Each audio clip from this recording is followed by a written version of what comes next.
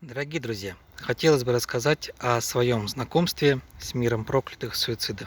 Мое знакомство с миром проклятых суицида произошло уже после сопровождения, когда для меня это было безопасно.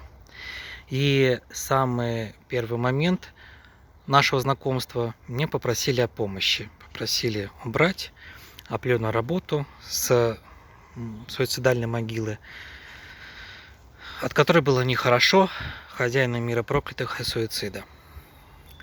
После того, как я помог, хозяин мира проклятых суицида меня положил под суицидальную могилу.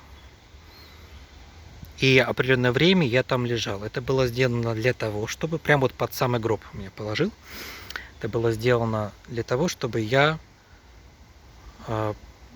прочувствовал всю энергетику и мог уже на кладбище отличить суицидальную могилу.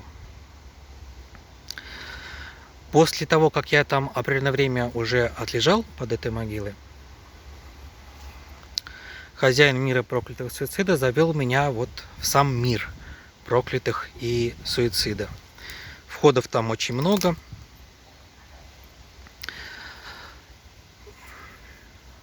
Началось полноценное знакомство, получение знаний, что раньше это было целое религиозное течение суицида, про которое сейчас очень многие забыли.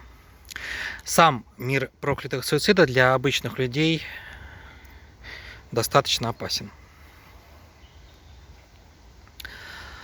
Человек может его просто подцепить, даже просто своими мыслями. То есть, если человек, например, только-только подумал о том, что он хочет покончить жизнь самоубийством, это очень сильно повреждает жизнь человека. Или взял горсть таблеток, например, в руки, или приготовил веревку, чтобы повеситься. Уже жизнь человека будет повреждена, уже она будет идти неправильно. Даже когда таких людей берешь на чистку на кладбище, например, по другим причинам другого магического воздействия, и ты даже не знаешь, что вот как бы у него были такие мысли, или он там такие несерьезные были попытки суицида, будем там говорить, то человека начинает очень сильно морозить. То есть, например, жарко, например, плюс 35 на улице, а человека начинает морозить очень-очень сильно. Это говорит о том, что у него были попытки суицида. Начинаешь человека спрашивать, человек признается в этом. Также суицид очень часто в практике мне приходилось встречать, цепляется, когда пытаются вымолить своего родственника, который покончил жизнь самоубийством. В разных религиях есть определенные молитвы, которые родственники могут использовать. В православии, например, это канон мученику Уару. И самый, наверное, первый случай, когда я помог снять суицид, как раз был с этим связан.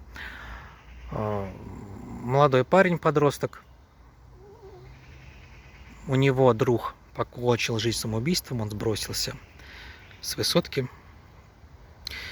И он решил за своего друга помолиться и начал читать данный канон. После этого уже у него появились признаки именно того, что он словил суицид, то, что он к нему прицепился. А суицид очень голодный и очень любит именно молодых. Старых не любит, а любит молодых забирать. И его родители, когда мои знакомые обратились за помощью, то там уже было достаточно тяжелое состояние, серьезное. Но помочь ему удалось. Как бы сейчас он жив-здоров, все с ним хорошо. Но когда уже после всех работ, после того, как с него все это сняли, я с ним разговаривал, он уже последний месяц, наверное, не помнил из своей жизни, вот перед тем, как мы это все начали снимать. Вот такое тяжелое воздействие. Поэтому всегда будьте осторожны. Если у вас нет права доступа к суициду, к миру проклятых суицида, ни в коем случае никогда с этим не связывайтесь, потому что цепляет и очень сильно цепляет, и цепляет очень хорошо. Право доступа как раз после того, как меня уже хозяин мира проклятых суицида показал мир проклятых суицида, я получил право работать с миром проклятых суицида. Вот как-то так.